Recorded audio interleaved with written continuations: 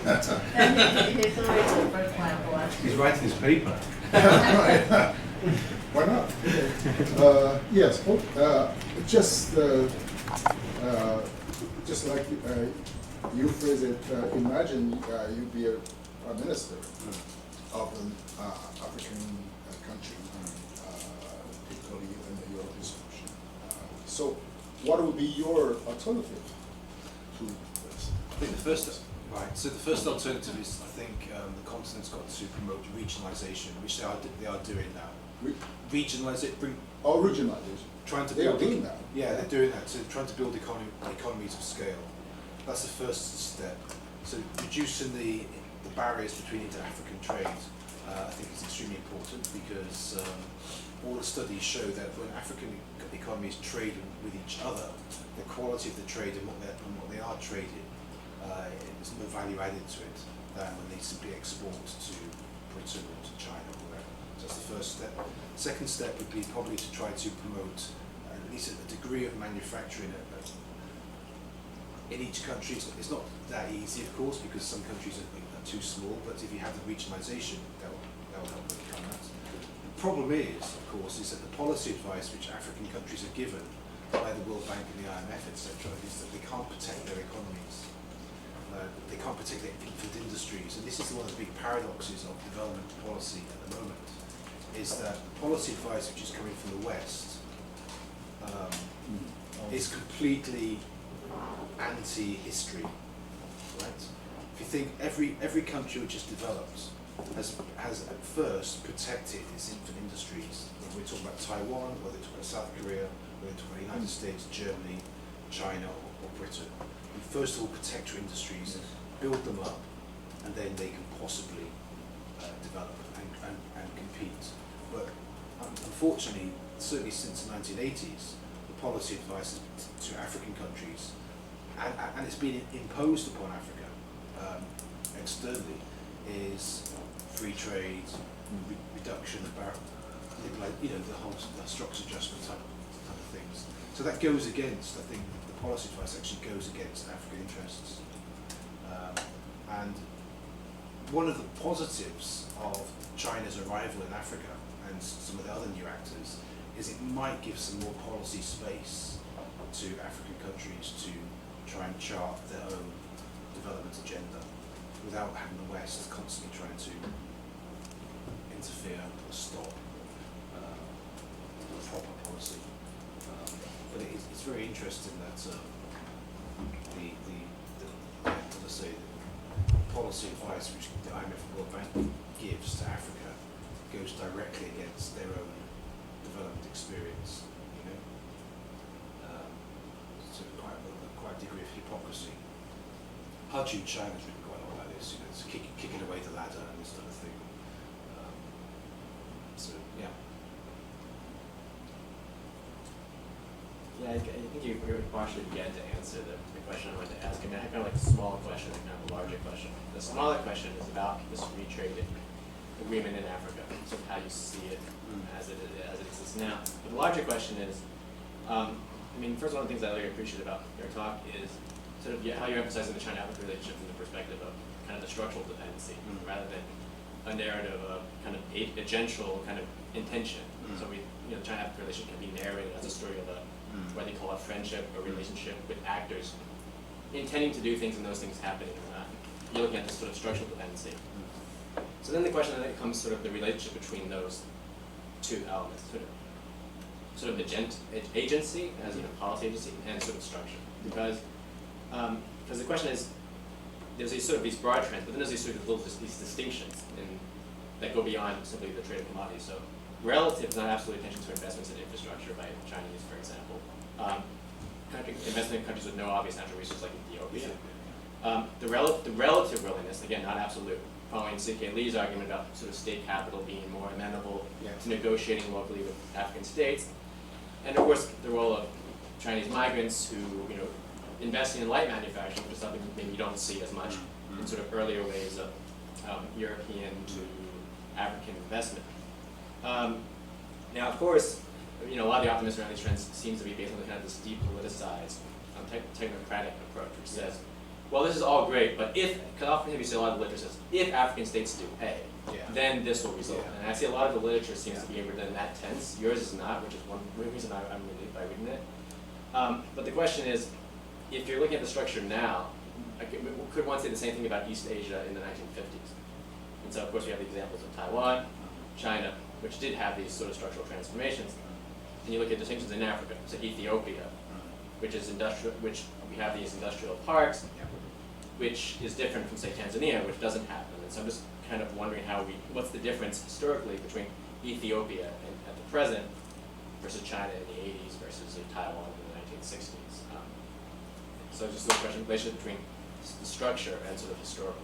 Well, I think it goes to regime type in different African countries, and that obviously the diversity of Africa then, of course, becomes extremely important. So a country like Ethiopia has got a relatively strong state, it's got quite a good bureaucracy, and it has a tradition of intervening in the economy, at least trying to protect different elements of the economy. That comes from its past, but it's also stayed the same under the current Prime Minister, although he is trying to liberalise certain elements.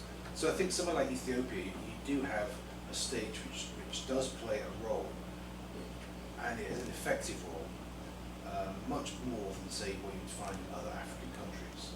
So then what we're talking about is really what type of regimes exist in different African countries.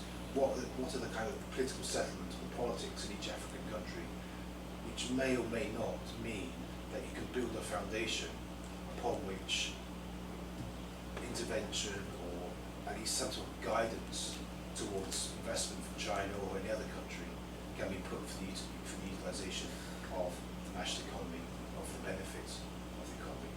And that varies widely across some countries, Ethiopia, you can say Botswana perhaps, Mauritius, their economies, their governments, their regimes are capable of doing this in a generally positive way, trying to guide some of the investments, and the agency of these countries is quite strong, so they have said no to China, they have said no to other investors, whereas in other economies, other countries, the regimes are either very weak or you have political elite who don't really care about development, to be honest, and they get all sorts of problems in terms of what external actors do, and they can go on anyway in China.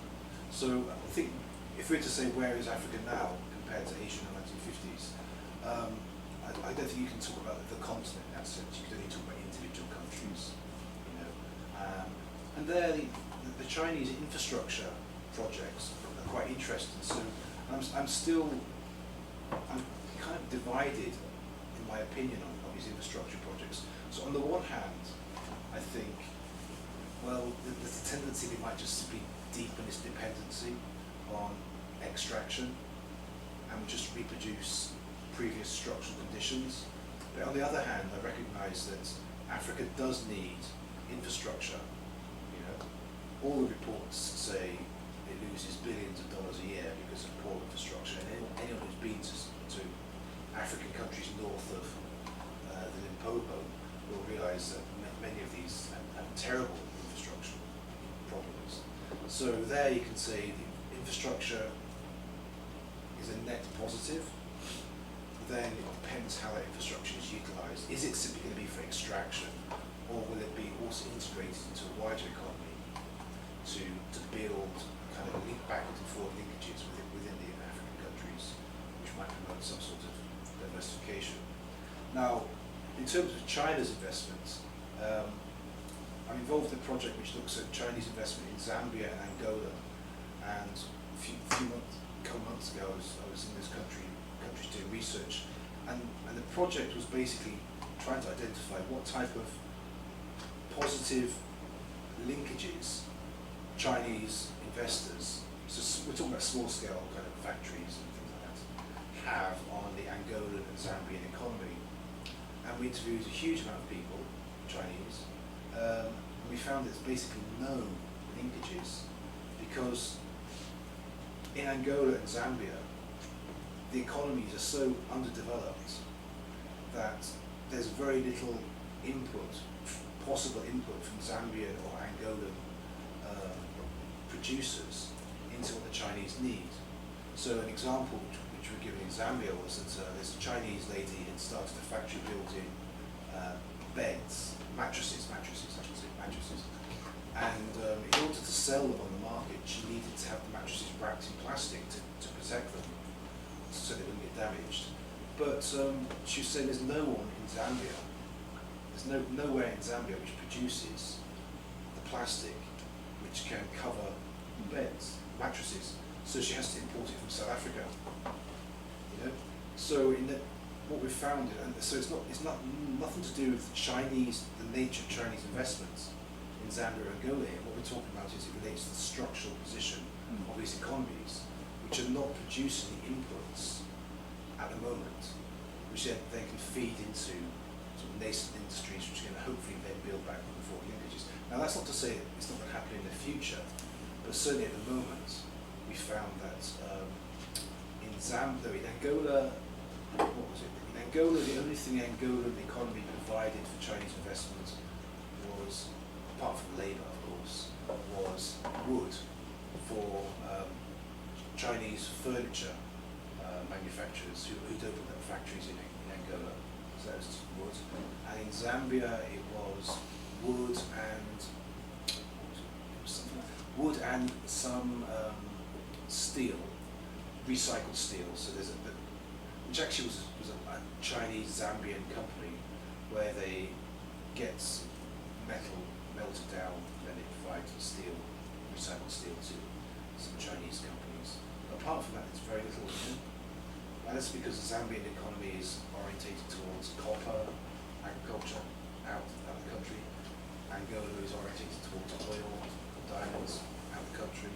And so domestically, they have a very, very underdeveloped economy. I think it'd be, if we were studying Kenya or South Africa, Nigeria, it'd be very different because there we do have a relatively developed industrial base. So then it goes back to, well, which African country are we talking about? You know, but certainly at the moment it looks like the Chinese companies were complaining quite a lot because it increases costs for them because they have to get stuff from China or from somewhere else rather than having an input into their production process inside the country. But we're going back next year, so we'll see whether there's any improvement. But at the moment, you know, it's quite depressing when you go to some of the supermarkets in these countries. Like whenever I visit a new African country, I always go to the supermarket to see what's being sold, to see what's coming from the country and what's imported. In Angola, literally everything, and this is not an exaggeration, everything except for coffee was imported from Portugal. And in Zambia, basically everything is imported from South Africa. Very little made in those countries, manufactured in those countries, unfortunately. So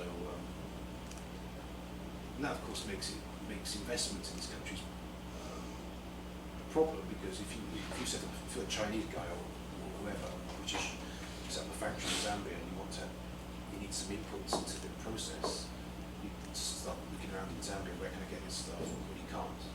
So now where do you go? Do you find in China or South Africa or somewhere else that adds costs, and then importing adds costs, and then you've got the customs duty, you know, all the stuff. So I think it very much depends upon country to country. Yeah. From my own theoretical and academic perspective, and we are quite similar in the international political economy, and your approach is much more structural and look at the structural dependency. But then the point is that then we are back to the Wallenstein theory about the world system theory, is that historically the capitalist system already shaped country into different positions of the global labor, division of labor. But very few countries escaped. But then we are doomed, is that so Africa is doomed.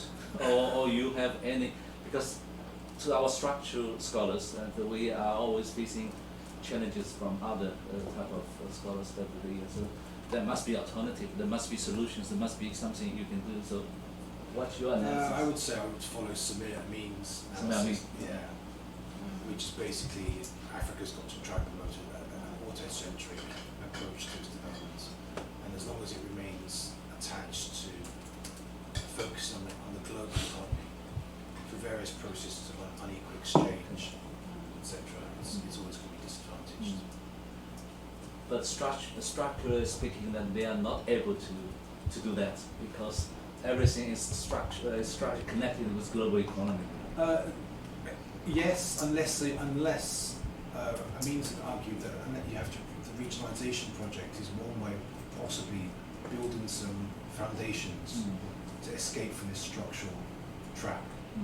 That if you build economies of scale within the continent, then that will possibly be one way of building a kind of auto-centred development trajectory. But certainly we have to recognise that there are significant constraints, absolutely, particularly with globalisation and financialisation of the global economy. Makes it quite problematic, very problematic. But I think that's just the reality of what's happened. If you look at the way capitalism developed in the peripheral countries is totally different from the way it developed in Europe, right? We can't get away from that. So yeah, it can be quite a big challenge, to put it mildly. Thank you, Professor, for your exposé. I feel a little bit, I can say, we can somehow lost, if I can use this word, Okay. because I noticed that we are fully connected to outside to build our economy instead of starting with local, and then once it's collapsed outside, it's a big disaster. Then our own inner war and whatever. So my problem is, if we don't close up with outside, are we able to build up something from our own? I don't think it's possible to completely close up.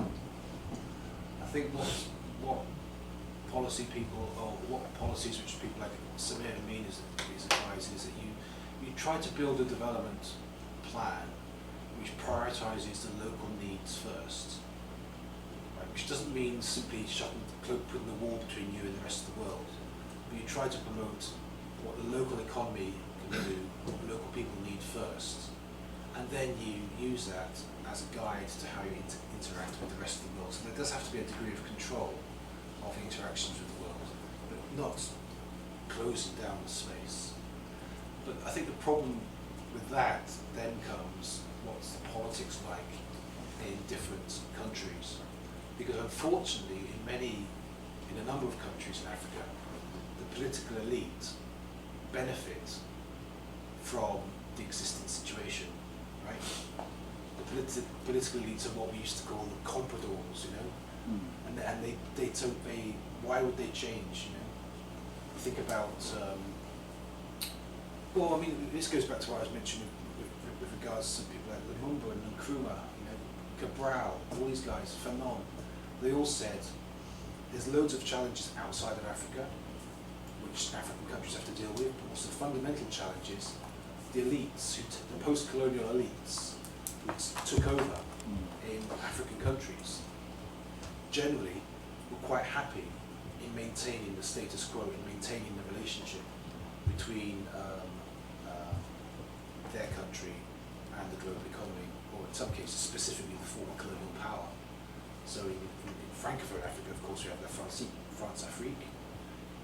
In Congo, of course, you have Lumumba, who did try to change things. What happened to Lumumba? Right? What happened to Thomas Sankara? What happened to Cabral? So it's a huge challenge. It's a huge challenge.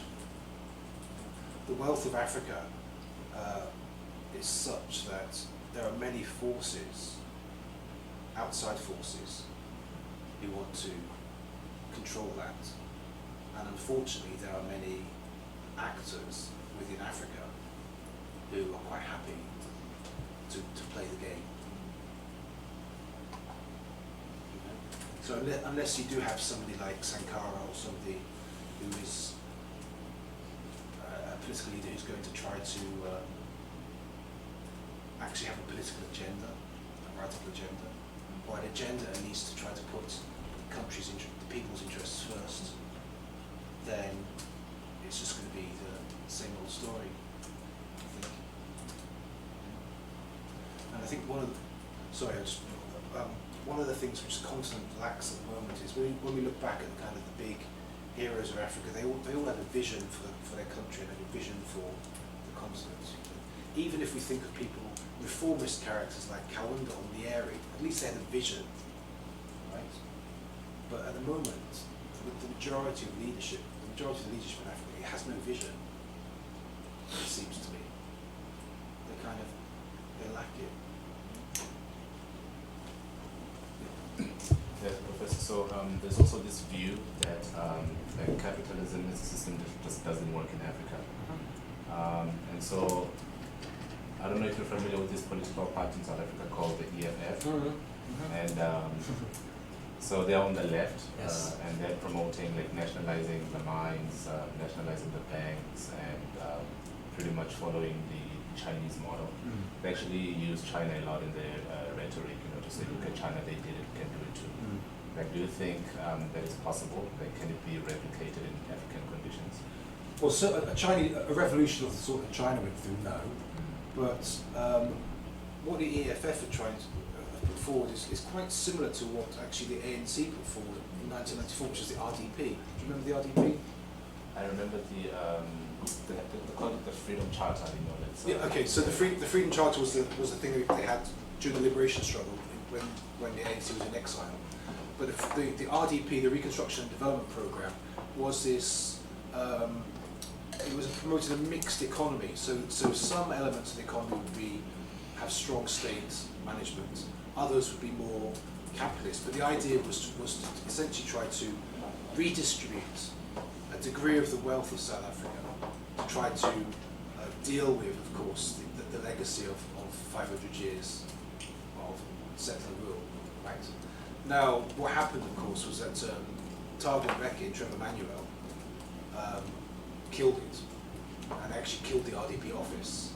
And so Jay Naidu, who was the head of the RDP, this is probably before your time, but there's a guy called Jay Naidu who was the head of the RDP. He was sacked, and what happened was something called GEAR, Growth, Employment and Reconstruction, came into policy, and that was basically a self-imposed structural adjustment policy, a neoliberal policy. And South Africa's been pursuing that since 95, 96. Okay? So I think if it had chosen the RDP route, then we would have had possibly a different outcome. Certainly we would have had a greater distribution, and job creation would have been better under the RDP, because it was about investing in employment, investing in housing, health, etc., to try to grow the economy, but also to try to uplift the majority of the population. Right? Gia and Mbeki instead chose a kind of, in fact he said, call me a Thatcherite. Right? So Mbeki went down the neoliberal route, which was basically the only way in which people previously suffered under apartheid benefited to a large degree, was the black empowerment, black economic empowerment, which is, of course, now we have one of the prime beneficiaries, Cyril Ramaphosa, is now president.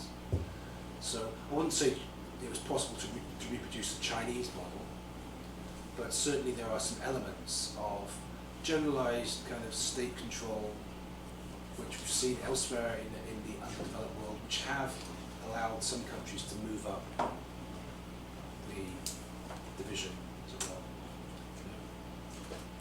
I want to react to developing a Chinese model or European model in Africa. Because once we try democracy, we saw everywhere people fighting war.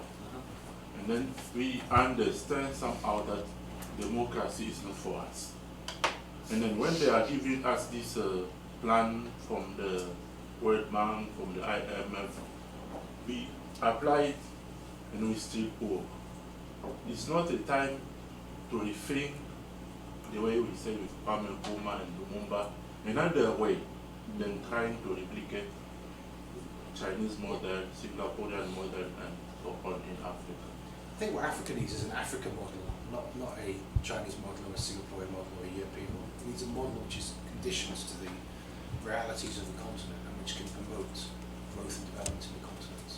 And there's always a problem when you start looking outside of yourself for a model that you think this is the easy solution, let's bring it in.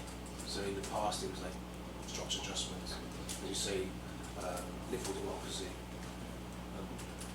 There are other models which are possible, which can be found within the continent, you know, or models which can combine elements of external features and African elements, you know. And all the great African leaders, you know, none of them say, let's shut off Africa from the rest of the world and try to, because that's impossible, and try to forget history. They all say what we need to do is get the best elements of, say, African society, African culture, African traditions, African ways of doing things, the best elements of, say, external ways of doing things, bring them together. You know? Because I think there's lessons to be learned from both sides. But certainly this kind of dogmatic approach to adopting external models is very problematic, and it hasn't really led to anything sustainable in Africa. And in some cases it's made things worse, actually. So that's the problem. So just a follow-up question to the previous Sure. one. So the EFF, like they target basically capitalism as the enemy, but it's very specific. It's not just capitalism; it's white monopoly capital. Yeah. So like, and there's this debate in South Africa: is that real or is that not real? Is it something or is it like just a like it's not real? Right. So what is your view on like white monopoly capital?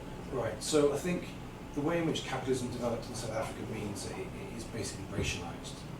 Okay. Capitalism itself is colour-blind. It's about making money. So black people can rip off black people just as well as white people can rip off black people, or white people can rip off other white people. So capitalism itself, in that sense, I think is neutral. But in the South African condition, because of the history of South Africa, the wealth is disproportionately controlled by people who originally come from Europe. And the large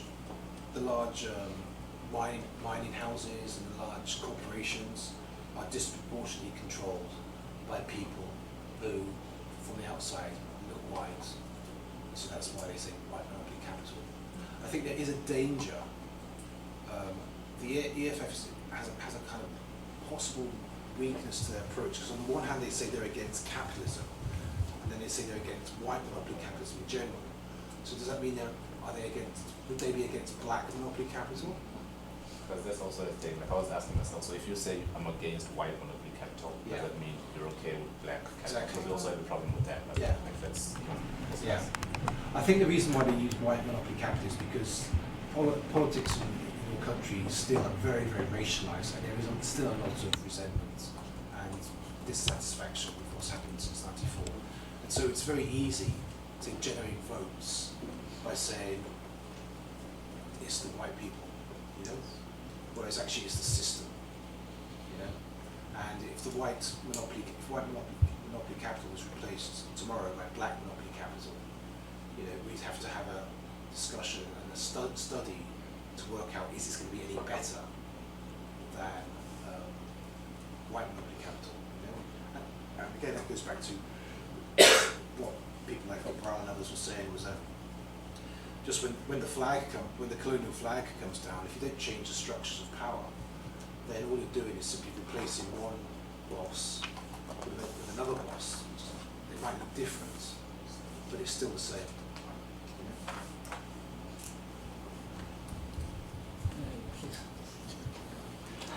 The last couple of questions actually are dealing with both internal and external. So even we are doing a lot of external constraints, but then we also understand a lot of internal constraints. So I'm also a bit divided sometimes.